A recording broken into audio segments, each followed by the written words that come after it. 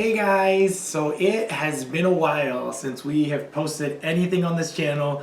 It's been crazy. I mean, obviously, for people who are parents out there and have kids, they know that, life gets a little crazy when kids show up. There's really not much time for ourselves anymore. And it takes a while to kind of get adjusted.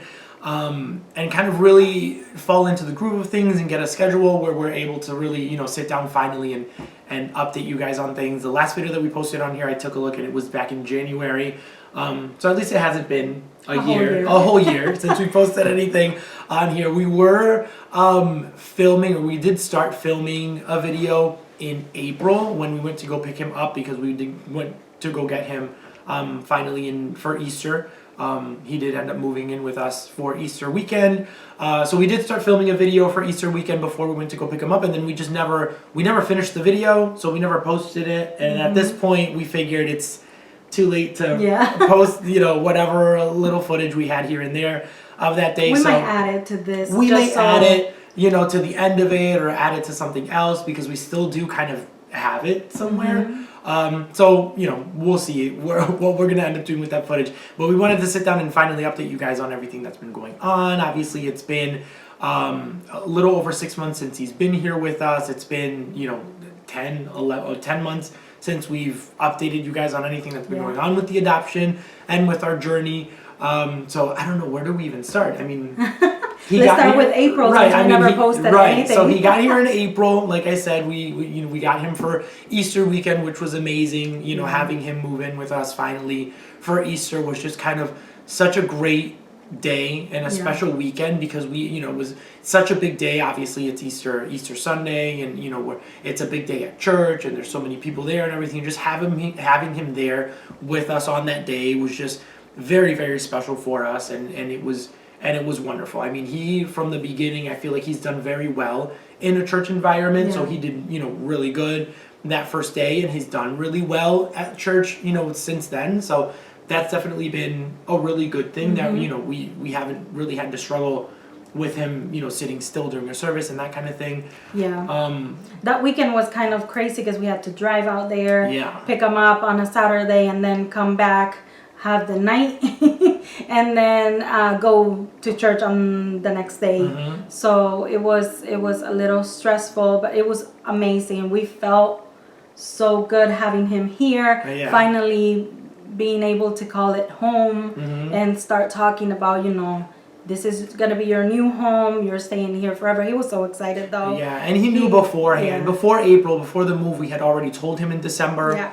That this was going to be his forever home, that we were going to be adopting him, and he was already really excited. We talked about that, I'm sure, in the last video.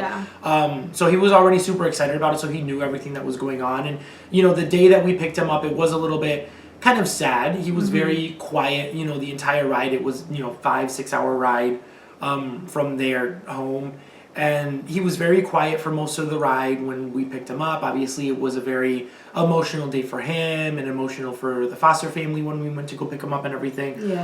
So it was just an overall, just kind of like it took him a few hours to really get out of that, that rut and really start talking a little bit and, acting more, a little bit like himself. It took probably, at least a good 3 hours before he really, even said anything in the car. He just kind of had his headphones on, and we had downloaded him some cartoons. He had upset stomach, kind of like those symptoms of being nervous.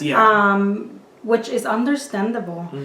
If we put ourselves in his shoes, he was in the foster home for a long time, and that's all he knew. So even though he was ready, we had the conversation, he knew he was coming here, he loved it here, the times that he came to visit, we knew and we were prepared for him to have this anxious nervousness.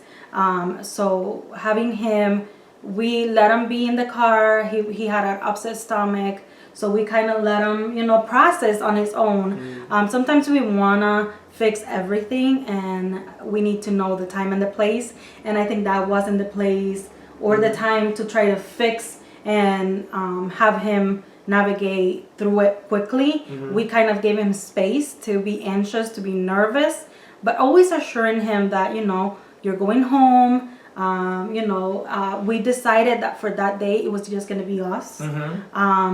We talked to our families. Sometimes people forget that this process is difficult for him too.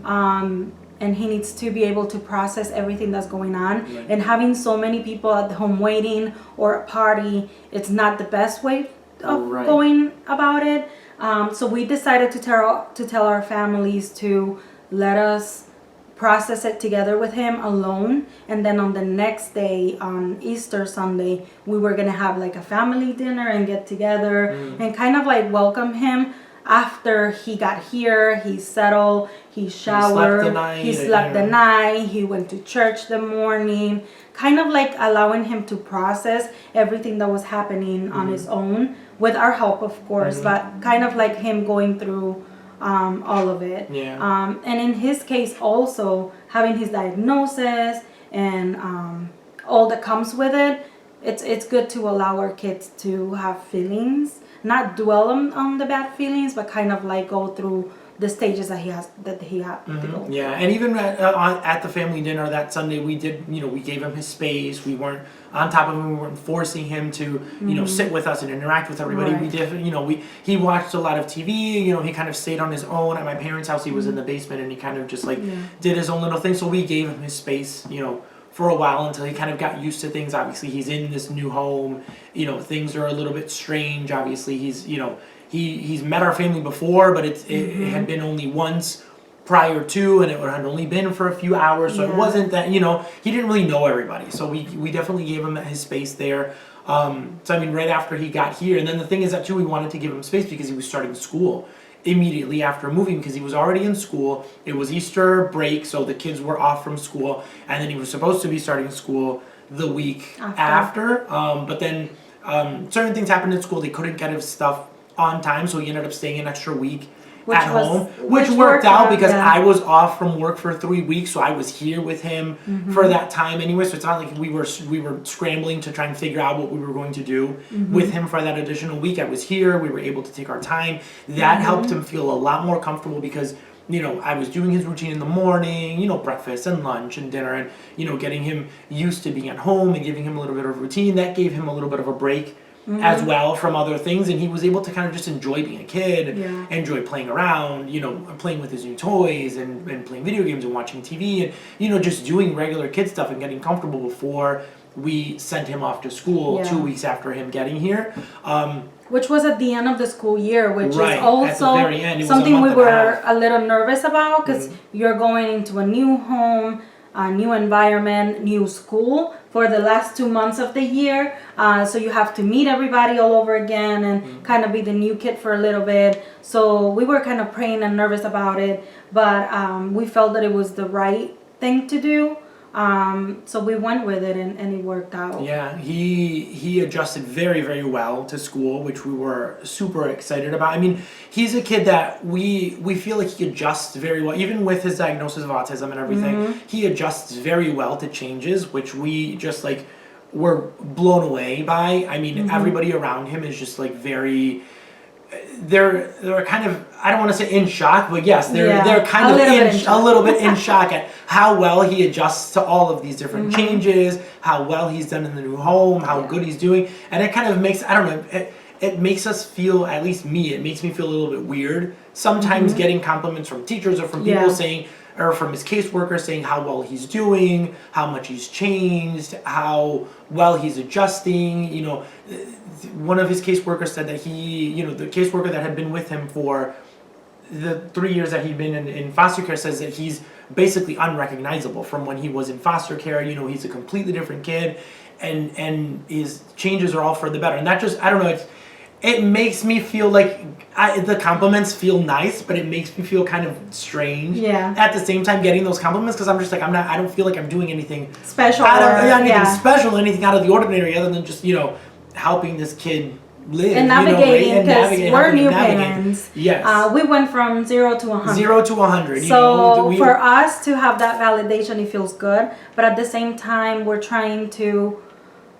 I think we're in it, so we don't notice as much because we've been going through things, at home.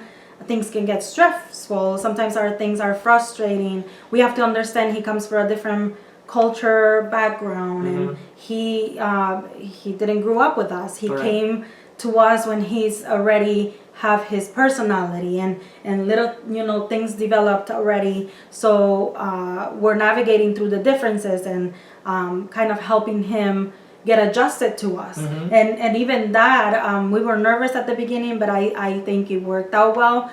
But it's still something that you don't, when people tell you is when you know. Like when you're in it, you don't know to the extent of what people are saying. And we feel blessed because I don't think it's just us. Everybody knows our faith is really important to us. So I believe that God is the one that it's helping us navigate through all the differences and being new parents, navigate stress. Going to therapy together has been helpful too.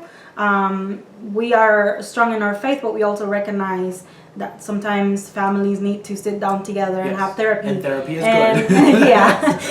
And kind of help you navigate through certain things that you're not ready or prepared. Or to realize that you can take certain methods. I mean, that was the great thing about therapy, is that they taught us kind of how to do certain things, how to teach him new things, how to get him used to new things. Because that's the thing, is that this time since April until now has been changing a lot of his habits for the better, because obviously, you have a kid that's in foster care, and yes, he was taken care of as best they could, and but he has certain habits that you look at and you realize, there are certain things that are inappropriate, certain things that he shouldn't have been exposed to at that age, certain things that he wasn't doing properly. Maybe they weren't supervising him well enough when it came to hygiene, or when it came to chores around the house, or different rules and things, because obviously things are different. Every family is different. Every family is different, but things that we've had to change since he got here in April.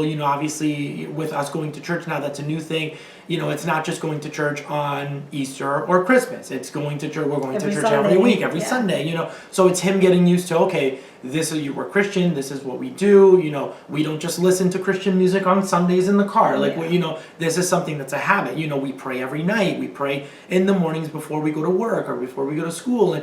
And he's adjusted really, really well. I mean, he's taking a lot of his examples from us, which is nice that he's seeing these kinds of things. So he's learning on his own how to pray, and how to pray for his food, and how to pray at night before bed, and these kinds of things. Sometimes he has little conversations here and there with us about faith, or about God, or about things like that, and we're just super. I mean, it's surprising. I mean, I don't want to say it's surprising. I don't even know the words to explain it, because it is, it's surprising that he's having it, but at the same time, it's not as surprising because it's something that we're feeding into him, or at least trying to have him see constantly. So it's great that he's finally picking up on these things, but at the same time, it's good surprises every now and then when he comes out and he wants to lead the prayer for food, or he talks to us about God in the car.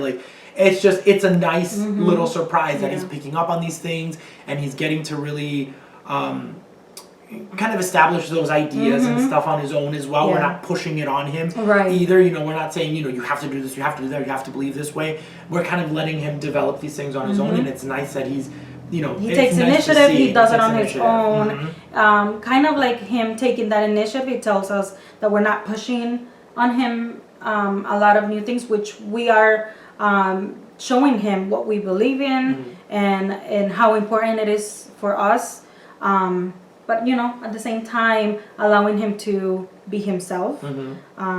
Reading has been a huge thing that he has picked up, and we weren't even trying. Right, yeah. I mean, you ask him what is his favorite thing to do, and he says reading. Reading. And he says it's reading, which is great, because I love to read. I'm obsessed with reading, so that's good that he's kind of, he sees me doing it, so he kind of picks it up on his own, which is, obviously in the end, it helps him improve in school too, because his reading level wasn't where it was supposed to be, and because he's been enjoying it so much, his reading skills have improved so much. He's on track, now. There are certain things in school that now he's meeting certain goals, he's exceeding certain goals. They've had to readjust things within his IEP because he's doing so well. He's progressing very well. So they're obviously, they're slowly incorporating him in school into kind of general classes with bigger groups of kids, because eventually, the goal for him in school is going to be to be integrated with, general education, with a regular school, and take him out of special education and put him within a regular classroom, which is what we want, because we want him to interact with more kids. Eventually, when he's out of elementary school, the middle school that we're planning on putting him in doesn't have a special education program. It's going to be a general education. So we want him to be prepared enough for when that comes. I mean, he's only in second grade, so he has a while. But, in the next 4 years that he's still in elementary school, we want him to be able to integrate well. So we don't have any issues of integration when he goes to, especially to middle school.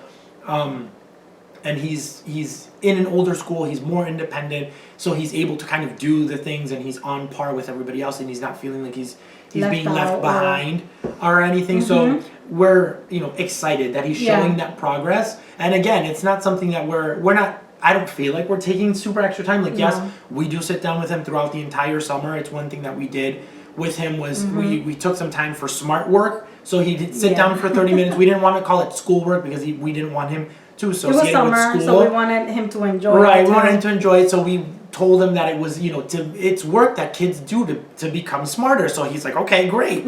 So we would sit him down and he'd practice his tracing and his coloring and his letters and numbers and math and reading and that kind of thing. And that apparently helped him a lot, because once he started school, they realized that he had exceeded a few of his goals in his IEP already starting off, so they had to readjust some of his goals before the first parent meeting even took place, because he was already exceeding in speech, and he was already at level with his reading now at this point. So it was kind of nice to kind of have him go into the new year fresh and a brand new year, and then have the teachers tell us all of these things was just it was reassuring that, okay, at least we feel like we're doing something good, we're doing something right, being new parents and jumping in with an 8-year-old not having any experience at all, and then having teachers and caseworkers and family members tell us all of these things about him. Just it feels nice good. And it feels good. It feels reassuring telling having somebody tell us that we're doing the right thing, because we doubt ourselves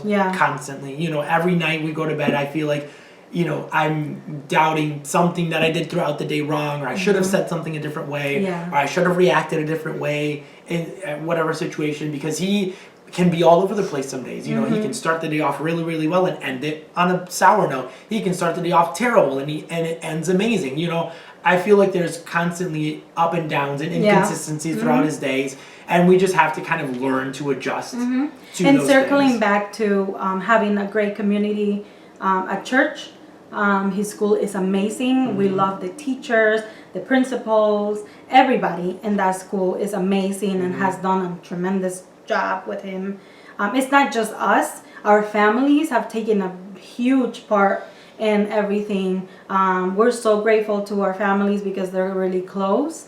And that was something that we loved since the beginning of our relationship, is having our families be friends with each other. Like we spend every holiday together. We go to each other's houses and have dinner on Sundays or any day. So that's really important, because he's seeing unity, not only in our families but the communities that we're involved in. Church, groups at church. Now he has friends. He loves his friends. Now he's starting to make friends, which is nice. He's starting to remember kids' names, because at first he would say, I have a friend, but it was, a kid that he probably randomly met that he played for a few hours and doesn't even remember his name, but now he's like having more interactions, more frequent interactions with certain kids at school or at church. He's remembering that, my friend so-and-so and my friend so-and-so. And it's nice to kind of see these things, because it's like, I think about, his birthdays and stuff coming up. It's like, we want to do like a nice birthday, but it's like, he doesn't really have any friends to invite, and we feel bad. Who do we invite? Because he doesn't really have these friends, but now he does, and we're seeing him, so it's like, it's great, we can invite so-and-so and their mom, and we can invite so-and-so, and it's nice because they'll have, even though it's not a big group of kids, it's still somebody, it's still 3 or 4 little boys that he knows their names and he plays with, and they have things in common, and it's nice to see him growing, because the main thing, or the thing that he struggled with the most before he got here, was making friends, interactions with other kids, knowing social interactions, what appropriate social interactions were. So it's nice that he's growing in that aspect and making friends, and we're able to kind of see that growth in him and see him happier and excited to go see his friend at school, or hang out with his friend at church, or do a plan a play date with so and so. So it's really nice to see. And going also back a little bit, like him adapting in a way where. And this we learn in therapy that we were pushing for him to make social friends and school friends, but we learned that he has to learn how to trust us first and expand his circle. So at first, when the therapist mentioned, I was like, I don't understand that well, because we grew up on a circle already. We had our parents, we had our extended family, and then we made friends once school time came. But he kind of had some gaps that he had to fill up first before he moved into those circles. So when the therapist said that, it actually made sense that he was learning how to trust both of us first. We're new to his life, less than a year, and he already moved in with us. So he's navigating that. Learning how to trust us, then learning how to trust our extended family, and then he's gonna be able to jump into friends. And that was at the beginning of him moving. We went through all of this with the therapist, and then it started happening, and I was like, it made so much sense now, because it's true. When he called us mom and dad first, I went into the car and cried a little bit because it was pretty quickly. And one day we were out waiting for the bus, and he said, have you noticed that I don't feel afraid of calling you mom and dad anymore? And I didn't even realize that he was afraid to call us mom and dad. And I hugged him, and I was like, I love it that you call us mom and dad, and I love that you feel comfortable to do so. But we didn't want to push him to say, he called us for our names, for however long he felt comfortable. We didn't want him to come in here and start calling us mom and dad right away. And then I realized that he was afraid, because he was probably thinking, what if they leave me? What if this doesn't work? And that's a lot of things that we don't think about, because we haven't gone through those situations or the experience that he has gone through. So kind of that is in our mind, to put ourselves in his shoes sometimes, even through frustrations, which is hard. It's really hard when he's having a moment and us not losing it and kind of like having to put ourselves in his shoes and kind of see what he's experiencing in the moment and trying to help him navigate through it. So it's all connected. When you decide to take on this challenge, because it is a challenge, when you decide to expand your family this way, you have to think of all of those gaps that your child has in development, and every little detail, families, friends, environments. He grew up in a city, now he moved to a different one. He was born with a parent, and then he moved into a different kind of culture, and then he moved into another culture. So he's experienced a lot of he's been exposed to diversity, which is great, but he experienced so many different things that none of us have experienced at that age, that we have to be sensitive and at the same time be strong for him, and not let that decide your parenting. So it's a lot of different moving parts that we have to navigate through as parents, and I feel that sometimes it's a little difficult, but other times it's so rewarding when you see other people approaching, like you were saying, and saying that he looks different, he acts differently, and he's more social, he's more aware, he's more present, because at the beginning, we didn't know how he was going to react to certain situations. We go to restaurants and things, and we just hand over his tablet so that he can kind of stay still, because we didn't know how he was going to react, which made him not be in the moment, present. So we slowly started kind of, okay, yes, you can take the tablet with you in the car, but leave it there. Once we go inside, you're going to leave it in the car. And then he began to be more present in certain situations. We'd go out with the family and stuff, and he'd interact with people. He'd talk with people. He'd laugh. He'd smile. He'd joke around. And he was present. He felt like he was part of the family, and he acted like he was part of the family. And those are the things that, it took months to get to that point where he felt comfortable enough to say, yeah, hey, I can talk to these people and laugh with these people, because these people are my family. They're not going to leave me, but at the beginning, it was hard. So, to make him not feel too afraid, yes, we'd give him a toy or an electronic, okay, sit there quietly and kind of do your thing and we'll do our thing. But, I like that he's slowly incorporating. I mean, at this point, he's at the point where he's excited to go to Grandma and Grandpa's house. Last weekend, he was at one grandparent's house. This weekend, he's staying overnight at another grandparent's house, and they're all excited. Everyone's super excited to have him all the time. So I like that he's, like you said, he's growing with those kind of things. He's going now, he's filling gaps. Like one of the things the therapist told us is, don't worry, it's going to feel like he's regressing in certain aspects, but it's because he's trying to go back and fill those gaps of development that he didn't have. He probably didn't have a parent that helped him really brush his teeth or make sure that he had bathed well when he was learning how to bathe. And now he's going back and needing help with these certain things because he's filling those gaps. He might not know how to tie his shoe really well. He might need help putting on his socks, but it's gaps that he's filling in because he never had those kinds of things. He never had a parent that would, take the time to teach him these kinds of things. So he's now going back and learning these things so that he's able to fully continue to develop new things later on. So we're kind of,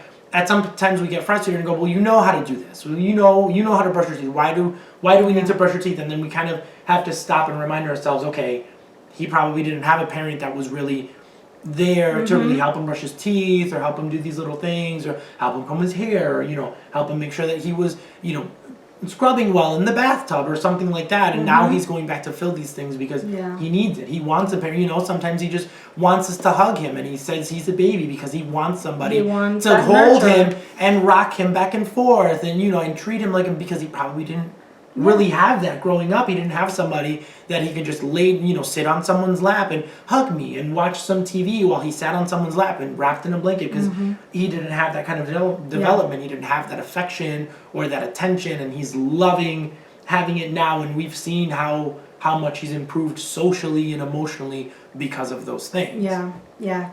I just seeing those little things. Hug me, kiss me, or I'm a baby. Am I your baby? And I'm like, you're always gonna be my baby. Even when you're like 50, you're always gonna be my baby. But that reassurance, and I don't care how many times he asks me, am I your baby? And I tell him, I'm always gonna be your mom. You're always gonna be my baby. There's nothing, and this is something we also learned too. There's nothing you could do that's gonna make me stop loving you. There are things that I don't agree with, or there are things that I might not agree with when you grow up, but I'm still always going to be your mom. So that assurance that I'm not going to leave him at the first thing that he does, or that, if he misbehaves today, or if he has a bad day at school, we're going to stop loving him. So I think that's something that is really important to him, and we have worked really, really hard to point out the behaviors that are not appropriate or that we have to work on, while letting him know that we still love him and that nothing is going to change. And he's aware of those things because he'll repeat it. It's like we'll talk to him about certain things and he'll say, he's like, I know, you're always going to love me. You're always going to love because we have to tell, we have to repeat it. We have to say it so many times so that he gets it and he understands, okay, I did something wrong, but mom and dad are still going to love me, so it doesn't matter. It's like, and I'm not going to go back to foster care. I'm not going to go, I'm not leaving them. I'm always going to be here. So it's teaching nice him that, consequences without taking that love away. Just because you did this, I'm not just going to not love you. That what you did has a consequence that we will have to follow through with. But love is always there. So I think that's important for kids that are in the system and growing up in general. But kids that are in the system have that huge, I don't want to keep calling it gap, but it's a huge thing that you have to fill up, and you have to nurture and you have to reassure. And I think 95% of our job is reassuring, loving, and repeating. Repetition is huge. Not only because he came from the system, but also his diagnosis. Sometimes he doesn't get things the first time, and anybody that deals with anybody with autism or any developmental disability knows that they won't get it at the first time. You have to repeat it 10 times, and maybe in the 10th time he'll get it a little bit, but then in the 11th we go back to zero. So we have to be patient in that sense, and I think that's something that God is working with us on. Yeah. It's something that we are working on, and something that He it's teaching us a lot of patience and a lot of tolerance and a lot of not going with your feelings and putting those aside. Had a quick experience, and I know I'm jumping ahead, but yesterday I've been trying to get back into getting healthy and things like that, and I wanted 30 minutes to exercise, but there was nobody else at home, and I decided that I wanted to do yoga, and I left him. I thought he was playing, but he came in to the room and he started doing it with me, and he was laughing. He was trying to get on top of me. And at first, I was a little annoyed. I was like, oh, this is my time. I want to work out. But at the same time, I saw him laughing and doing the same things I was doing, copying me. And he said, what are you doing now? Because I had headphones so he couldn't hear. And what are you doing now? And then he will get on top of me and I will move and rock. And he made it an amazing experience. He wants to do it again today. So even though I was exhausted, I was tired. I spent a long day at work. And I thought that he was going to leave me alone for 30 minutes, but no, it didn't work. But at the same time, after the fact, I sat down and I was like, that was amazing. Just the fact that he came over and did it with me, and him being my motivation, I want to be a healthy mom, and him being there with me doing what I'm doing, it made me realize that it doesn't matter how much you tell a kid to do something until you do it. Until they see you doing it. Yeah, it's not going to stick until they see you doing the same thing. So I think that was an amazing experience I had. And that's just one of the many that we've had in the past 6 months, 7 months. Yeah. So, I mean, So that's been it for a while. I mean, this was a little bit of a long video. So I think we're gonna cut it here. Yeah. If you guys have any questions, I think with our next video we're probably gonna try and film like a Q&A. Yep. And answer a lot of your guys' questions. I know there's tons of stuff that we haven't gone over, tons of questions that you guys probably have. So if you guys have any questions, if you made it this long in the video, let us know. Some of your questions. We're happy to answer anything about the process, about us. Anything at all that revolves around the adoption. Just let us know, and we'll definitely answer those in an upcoming video. Yeah, and we want to be able to guide somebody or be the motivation for somebody. We're new to this, and it was so important for us to have somebody that went through it and kind of guide us through and told us their experiences and the good and the bad, and in the in-between. So we want to be that for somebody else, more than just giving our testimony and for you to know how good it's going or how bad or whatever our experience is. We want to be able to inspire someone and kind of be there as your guidance. So please reach out. We will answer any questions and we'll help you any way we can. Yeah, so thank you guys for watching. Our blabbing and a lot of blabbing excitement. for a while, but I know you got a lot of you guys, like watching, I guess, these long videos in our story because people are invested in our story. That it's just like, it's crazy to me to know how many people are invested in our story and like hearing it. But we'll talk to you guys in a next video. Hopefully it's not going to take another 10 months to film the other one. We're hoping, now that things are kind of settling a little bit better, we'll be able to film a little bit more often and answer questions and talk to you guys about everything that's going on. So we'll see you guys in the next one. Thanks you guys all here for watching. Bye. Bye.